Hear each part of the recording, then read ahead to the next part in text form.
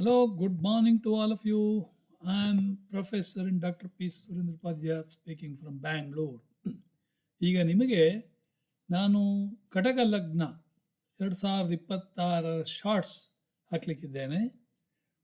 ಮೊದಲು ನೀವು ನಿಮ್ಮ ಲ್ಯಾಪ್ಟಾಪಲ್ಲಿ ಇದ್ದರೆ go to settings, press subtitles, press auto translate, press languages, then select whatever the language you want to see, whether it is English, Tamil, Malayali, Telugu, Hindi, Marathi, Bengali, Gujarati, whatever, Arabian, okay, or other countries, Russian language, whatever the languages list is available.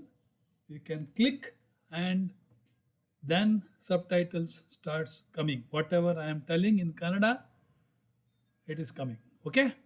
This is for your information. ಈಗ ಕಟಕ ಲಗ್ನದ ಬಗ್ಗೆ ಜನವರಿ 2026 ನೋಡಿ, ನಾನು ಯಾವಾಗಲೂ ಜನವರಿ 1 ಹಾರಸ್ಕೋಪನ್ನು ತೆಗೆದುಕೊಳ್ತೇನೆ. ಅದ್ರ ಮಧ್ಯದಲ್ಲಿ ಕೆಲವೊಂದು ಗ್ರಹಗಳು ಬದಲಾವಣೆ ಆಗ್ತಾ ಇದ್ದಾರೆ. ಕೊನೆಯಲ್ಲಿ ನಿಮಗೆ ಅದರ ಎಫೆಕ್ಟು ಗೊತ್ತಾಗ್ತದೆ. ಓಕೆ, ಕೊನೆಯಲ್ಲಿ ಅದೇ it will become the first of the next month. ಅರ್ಥ ಆಯ್ತಾ? ಇಲ್ಲಿ ನೋಡಿ, ಈಗ ಜನವರಿ 1, 2026 ಗ್ರಹಗಳ ಪೊಸಿಷನ್ ಹೇಗಿದೆ ಅಂದರೆ, ನಾನೀಗ ಕಟಕ ಲಗ್ನ ತೆಗೆದುಕೊಂಡಿದ್ದೇನೆ. 2ನೇ ಮನೆಯಲ್ಲಿ ಕೇತು. 2ನೇ ಮನೆಯಲ್ಲಿ ಕೇತು ಇದ್ದರೆ ಏನಾಗುತ್ತೆ? ಮನುಷ್ಯ ಉಂಕುಂಟಿಯಾಗಿರ್ತಾನೆ, ಡಿಟ್ಯಾಚ್ಮೆಂಟ್ ಇರ್ತಾನೆ, ಫ್ಯಾಮಿಲಿಯಿಂದ ದೂರ ಹೋಗಿರ್ತಾನೆ. ಅವನಿಗೆ ಒಂದು ಕಂಪ್ಯೂಟರ್ ಇಲ್ಲ, ಡಿಜಿಟಲ್ ಮೀಡಿಯಾ ಫ್ರೆಂಡ್ಲಿ ಆಗಿರ್ತಾರೆ. ಸದಾ ಮೊಬೈಲ್ ನೋಡ್ತಾ ಕೂತಿರ್ತಾನೆ, ಅಥವಾ ಕಂಪ್ಯೂಟರ್ ನೋಡ್ತಾ ಕೂತಿರ್ತಾನೆ, ಅಥವಾ ಕುಟ್ಟು ಆಟ ಆಡ್ತಾ ಇರ್ತಾರೆ. ಐಪ್ಯಾಡ್ ಇದ್ದರೆ ಅದರಲ್ಲಿ ಆಟ ಆಡ್ತಾ ಇರ್ತಾರೆ. ಅಂದರೆ ಒಂದು ಕುಂಟಿ. Ketu is spiritual planet. Rahu is giving whatever you want, ಐಶ್ವರ್ಯವನ್ನು ಆಂಪ್ಲಿಫೈ ಮಾಡಿಕೊಡ್ತಾನೆ. ಇಲ್ಲಿ ರಾಹು ಅಷ್ಟಮದಲ್ಲಿದ್ದಾನೆ. ಅಷ್ಟಮದಲ್ಲಿದ್ದರೆ ಅಕ್ಕಲ್ಟ್. Okay, everybody. ನನ್ನ ಜಾತಕದಲ್ಲಿ ರಾಹು ಅಷ್ಟಮದಲ್ಲಿ ಇದ್ದದ್ರಿಂದ I have become doctorate in astrology, ತಿಳ್ಕೊಳ್ಳಿ. ಓಕೆ, ಸೊ ರಿಸರ್ಚ್ ಮಾಡಲಿಕ್ಕೆ ವೆರಿ ಫಸ್ಟ್ ಕ್ಲಾಸ್. ನಾವು ಕಮಿಂಗ್ ಬ್ಯಾಕ್ ಟು ಸ್ಯಾಟನ್ ಭಾಗ್ಯದಲ್ಲಿ ಕೂತಿದ್ದಾನೆ ನೋಡಿ. ಕಟಕ ಲಗ್ನಕ್ಕೆ ಭಾಗ್ಯದಲ್ಲಿ ಸ್ಯಾಟನ್ ಗೇಮ್ಸ್ ಆಲ್ವೇಸ್ ಸ್ಲೋ. ನಿಮಗೆ ನಿಧಾನವಾಗಿ ಕೊಡೋದು, ನಿಧಾನವಾದರೂ ಪ್ರಧಾನವಾಗಿರುತ್ತೆ ಅಂತ ಹೇಳ್ತೇವೆ. ಓಕೆ, ಇನ್ನು ರವಿ, ಶುಕ್ರ, ಕುಜ, ಬುಧ ಎಲ್ಲ 6ನೇ ಮನೆಯಲ್ಲಿ ಕೂತಿದ್ದಾರೆ. 6ನೇ ಮನೆ ಯಾವುದು? ಕ್ಯಾರಿಯರ್. ಯಾಕೆ? 10ನೇ ಮನೆಗೆ ಅದು 9ನೇ ಮನೆ, 10ನೇ ಮನೆಗೆ ಅದು ಭಾಗ್ಯದ ಮನೆ. ನೀವೆಲ್ಲ 6ನೇ ಮನೆ ಅಂದ್ಕೊಂಡು ಹೆದರಿ ಓಡಿ ಹೋಗ್ತೀರಾ. ನೋಡಿ, ರವಿ 6ನೇ ಮನೆಯಲ್ಲಿದ್ದರೆ nothing will happen. You are a hale and healthy person. You do not have any debts. ಸಾಲ ಇರುವುದಿಲ್ಲ, ಋಣ ಇರುವುದಿಲ್ಲ. ಓಕೆ, ರೋಗ ಇರುವುದಿಲ್ಲ, ಶತ್ರುಗಳು ಇರುವುದಿಲ್ಲ. ಶತ್ರುಗಳು ಇದ್ದರೂ ಅವರ ಹುಟ್ಟು ಅಡಗಿದ್ದು ಬಿಡುತ್ತೆ. ಆಯಿತಾ? ಇನ್ನು ಶುಕ್ರ ಕೂಡ ಅಲ್ಲೇ ಇದ್ದಾನೆ. ಶುಕ್ರ ರವಿಗೆ ಶತ್ರು ಆದರೂ ಕೂಡ ಶುಕ್ರ ಕಟಕ ಲಗ್ನಕ್ಕೆ ಲಾಭಾಧಿಪತಿ ಮತ್ತು ಚತುರ್ಥಾಧಿಪತಿ. ಅದರಿಂದ ಅಲ್ಲಿ 6ನೇ ಮನೆಯಲ್ಲಿ ಕೂತಿರೋದು ಭಾಳ ಒಳ್ಳೆಯದೇ. ಓಕೆ, ಸ್ವಲ್ಪ ಮಟ್ಟಿಗೆ ಡಯಾಬಿಟೀಸು ಅದೆಲ್ಲ ಬರ್ಬೋದು, ಅಥವಾ ನೇವಲ್ಲಿಂದ ಅದು ನಿಮ್ಮ ಹುಕ್ಕಳಿಂದ ಕೆಳಗಡೆ ಸ್ವಲ್ಪ ಪ್ರಾಬ್ಲಮ್ಸ್ ಉಂಟು ಮಾಡ್ಬೋದು. ಇನ್ನು ಕುಜ ನಿಮಗೆ ಕಟಕ ಲಗ್ನದವರಿಗೆ 10ನೇ ಮನೆ ಹಾಗೂ 5ನೇ ಮನೆ ಅಧಿಪತಿ. ಅಂದರೆ ಕುಜ ನಿಮಗೆ ಯೋಗಕಾರಕ, ಪಂಚಮಾಧಿಪತಿ ಆದ್ದರಿಂದ ಯೋಗಕಾರಕ. ಇನ್ನೊಬ್ಬ ಯೋಗಕಾರಕ ಗುರು. ಓಕೆ, ಗುರು 12ನೇ ಮನೆಯಲ್ಲಿ ವಕ್ರಿಯಾಗಿ ಕೂತಿದ್ದಾನೆ. ಕುಜ ಇರುವುದು ನಿಮಗೆ ಎಲ್ಲಿ? ದಶಮಾಧಿಪತಿ ಹಾಗೂ ಪಂಚಮಾಧಿಪತಿ ಇದ್ದು 6ನೇ ಮನೆಯಲ್ಲಿ ಕೂತಿದ್ದಾನೆ. 6ನೇ ಮನೆಯಲ್ಲಿ ಕುಜ ಇದ್ದರೆ ಅದು ಕೂಡ ರವಿಯಂತೆ, ರೋಗ ಇಲ್ಲ. ನರೋಗೋ ನರುಣ ನ ಶತ್ರು. ನರೋಗೋ ನ ಋಣ ನ ಶತ್ರು. ಅಂದರೆ no diseases, no debts, no enemies. Okay, Budh ನಿಮಗೇನು 12ನೇ ಮನೆ ಅಧಿಪತಿ ಹಾಗೂ 3ನೇ ಮನೆ ಅಧಿಪತಿಯಾಗಿ 6ನೇ ಮನೆಯಲ್ಲಿ. ಸ್ಕಿನ್ ಅಲರ್ಜಿ ಆಗ್ಬೋದು. ಓಕೆ, ಮತ್ತು ಸ್ವಲ್ಪ ಮುದುಕರಾಗಿದ್ರೆ ಮೆಮರಿ ಲಾಸ್, ಡಿಮೆನ್ಷಿಯಾ, ಮೆನಜೈಟಿಸ್, ಡಿಪ್ರೆಷನ್ ಎಲ್ಲ ಬರಲಿಕ್ಕೆ ಸಾಧ್ಯತೆ ಉಂಟು. ಇನ್ನು ಗುರು ವಕ್ರಿಯಾಗಿ ಯೋಗಕಾರಕ ಗ್ರಹ 12ನೇ ಮನೆಯಲ್ಲಿದ್ದಾನೆ. ಅಂದರೆ ಏನು, ಗುರು ಖರ್ಚು ಮಾಡಿಸ್ತಾನೆ, ಆದರೆ ಹವನ, ಹೋಮ, ದೇವರ ದರ್ಶನ ಇತ್ಯಾದಿಗಳಿಗೆ ನೀವು ಖರ್ಚು ಮಾಡ್ತೀರ. ಒಂದು ರೀತಿಯಲ್ಲಿ ಕಂಜೂಸ್ ಅಂತ ಹೇಳ್ಬೋದು. ಓಕೆ, ಇದಿಷ್ಟು ನಿಮಗೆ ನಾವು ಜನವರಿಯ ಒಂದು ಇದು ಕೊಟ್ಟಿದ್ದೇನೆ.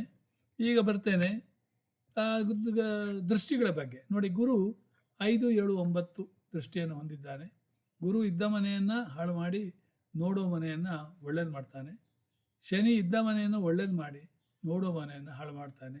ಶನಿಗೆ 3, 7, 10 ದೃಷ್ಟಿ ಇದೆ.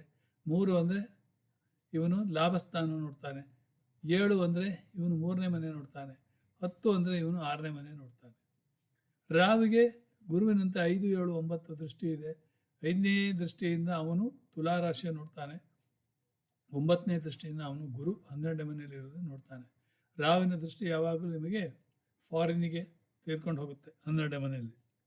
ಓಕೆ, ರಾವಿನ ದೃಷ್ಟಿ ತುಲಾನಲ್ಲಿ ನಿಮಗೆ ದೊಡ್ಡ ಕಾರು, ದೊಡ್ಡ ಬಂಗ್ಲಾ ಕೊಡಿಸ್ತಾನೆ. ಇನ್ನು ಕೇತುವಿನ ದೃಷ್ಟಿ ಕೂಡ ಹಾಗೆ. ಕೇತು 5 ಮತ್ತು 7 ಮತ್ತು 9. 5ನೇ ದೃಷ್ಟಿ ಮೇಷದ ಮೇಲೆ ಹಾಕ್ತಾನೆ, ದಶಮ ಸ್ಥಾನ. ನೇರ ದೃಷ್ಟಿ ಕುಂಭರಾಶಿಯ ಮೇಲೆ, ಅಷ್ಟಮ ಸ್ಥಾನ ಮೇಲೆ. 9ನೇ ದೃಷ್ಟಿ ನಿಮ್ಮ ಲಗ್ನದ ಮೇಲೆ ಬೀಳ್ತದೆ. ಆಯಿತಾ? 5, 7, 9. ಇನ್ನು ಕುಜನಿಗೆ 4, 7, 8ನೇ ದೃಷ್ಟಿ. 8ನೇ ದೃಷ್ಟಿ ಲಗ್ನದ ಮೇಲೆ, 7ನೇ ದೃಷ್ಟಿ 12ನೇ ಮನೆ ಮೇಲೆ, ಆಮೇಲೆ 4ನೇ ದೃಷ್ಟಿ ನಿಮ್ಮ ಭಾಗ್ಯದ ಮೇಲೆ ಬೀಳ್ತದೆ.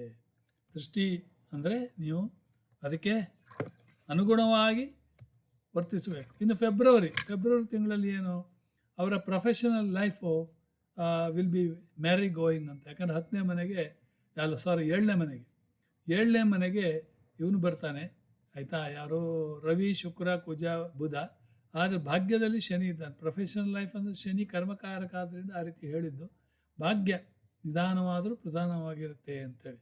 ಓಕೆ, ಸೊ ಇಲ್ಲಿ ಸೇಮ್ ನಾನೀಗ ಜನವರಿಯಲ್ಲಿ ಏನು ಹೇಳಿದ್ದೇನೋ ಅದೇ ರೀತಿ. ಆದರೆ ಇಲ್ಲಿ 7ನೇ ಮನೆಯಲ್ಲಿ, ಅಂದರೆ 7ನೇ ಮನೆ ಸ್ಪೌಸ್, ಗಂಡಸಿಗೆ ಹೆಂಗಸು ಅಂದರೆ ಶುಕ್ರ, ಆಮೇಲೆ ಹೆಂಗಸರಿಗೆ ಕುಜ ಗಂಡನ ಆಗ್ತಾನೆ.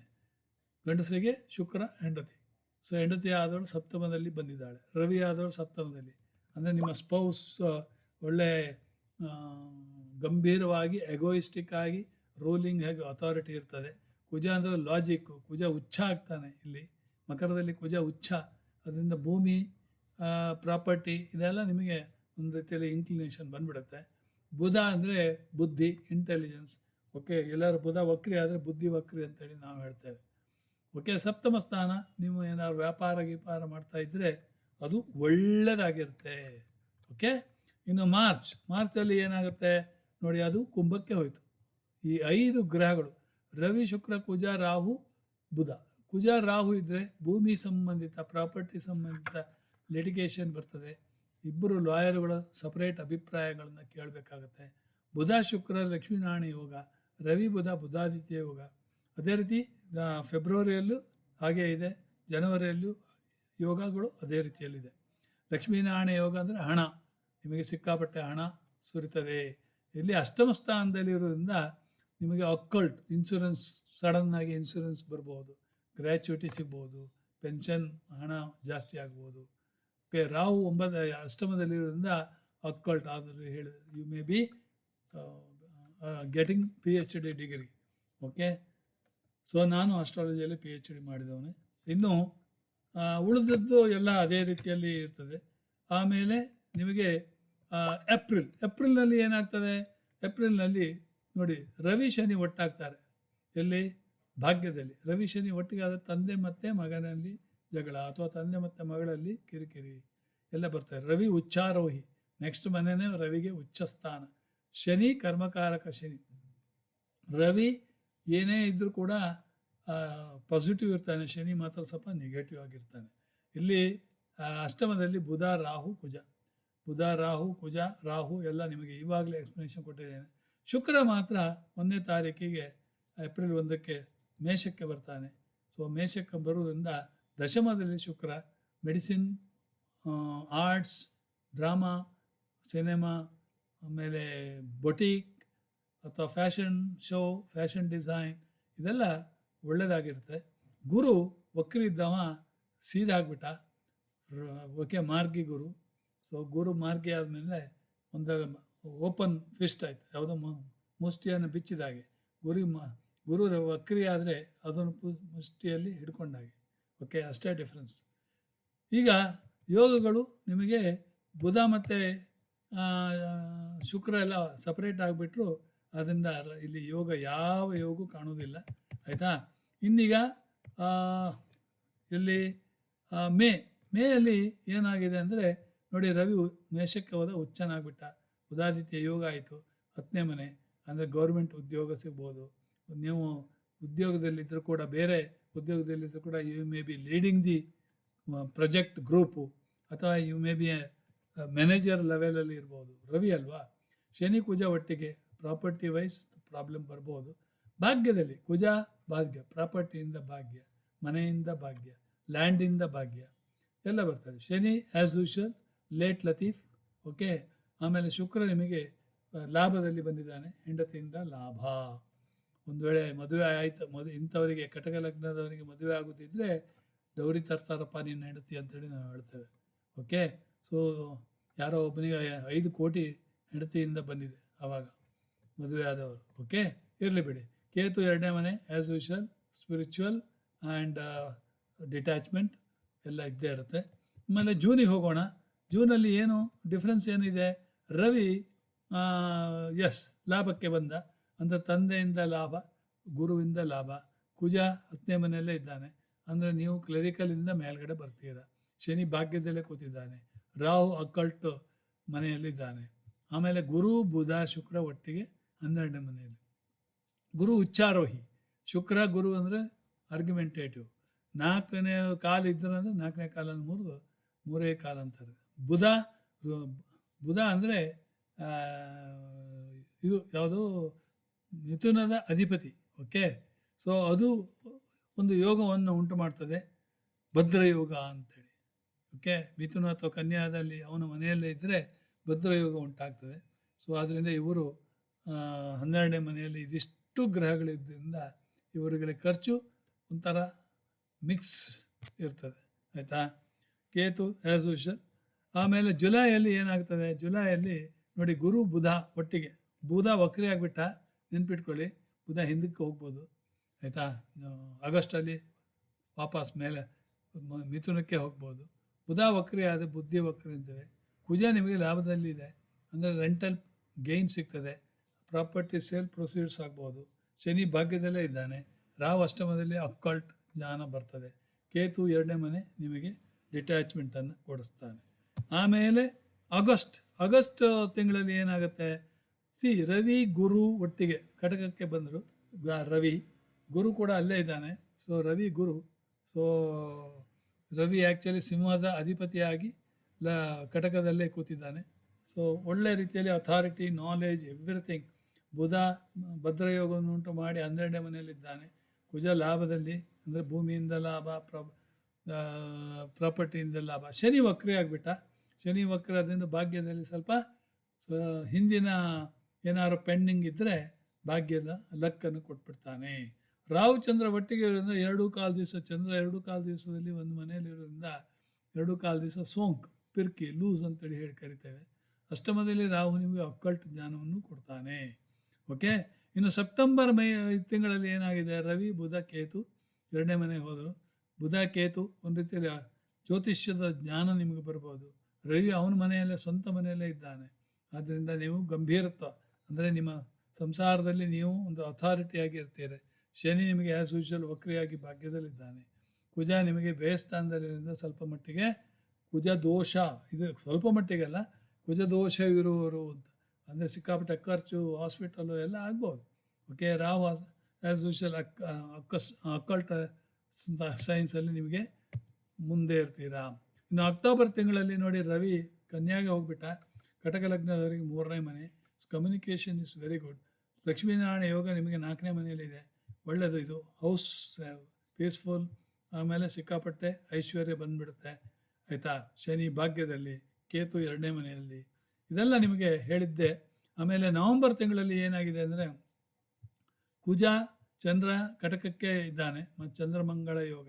ರಾಹು ಅಷ್ಟಮದಲ್ಲಿ, ಶನಿ ವಕ್ರಿ ಭಾಗ್ಯದಲ್ಲಿ, ಗುರು ಎರಡನೇ ಮನೆ ಗುರು ಕೇತು ಇದ್ದರೆ ಇಂಟ್ಯೂಷನ್ ಬರ್ತದೆ ನಿಮಗೆ ಒಳ್ಳೆ ರೀತಿಯಲ್ಲಿ, ನೀವು ಹೇಳಿದ್ದು ನಡೀತದೆ, ವಾಕ್ಶುದ್ಧಿ ಅಂತ ಹೇಳ್ತೇವೆ.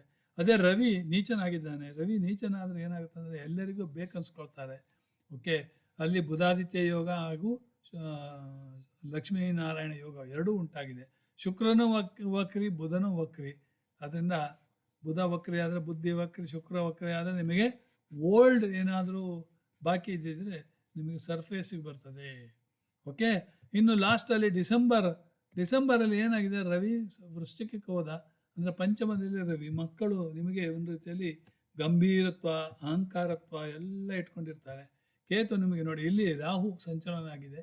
27ನೇ ತಾರೀಕು ರಾಹು ಮಕರಕ್ಕೆ ಬಂದ, ಇಲ್ಲಿ ಕೇತು ಕಟಕಕ್ಕೆ ಬಂದರು. ಅಂದರೆ ಏನಾಯಿತು, ನಿಮಗೆ ಯಾವುದೇ ಲಗ್ನಕ್ಕೂ ನಿಮಗೆ ಸ್ವಲ್ಪ ಬದಲಾವಣೆ ಕಾಣಿಸ್ತೀರಾ.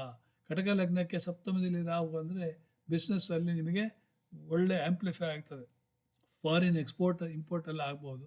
ಓಕೆ, ರವಿ ಪಂಚಮದಲ್ಲಿ ಪೂರ್ವ ಪುಣ್ಯ ಸ್ಥಾನದಲ್ಲಿದ್ದಾನೆ, ಕ್ರಿಯೇಟಿವ್ ಸ್ಥಾನದಲ್ಲಿದ್ದಾನೆ, ಆಮೇಲೆ ಮಕ್ಕಳ ಸ್ಥಾನದಲ್ಲಿದ್ದಾನೆ. ಶುಕ್ರ ಬುಧ ಲಕ್ಷ್ಮೀನಾರಾಯಣ ಯೋಗ ನಿಮಗೆ 4ನೇ ಮನೆಯಲ್ಲಿ ಸುಖ ಸ್ಥಾನದಲ್ಲಿ.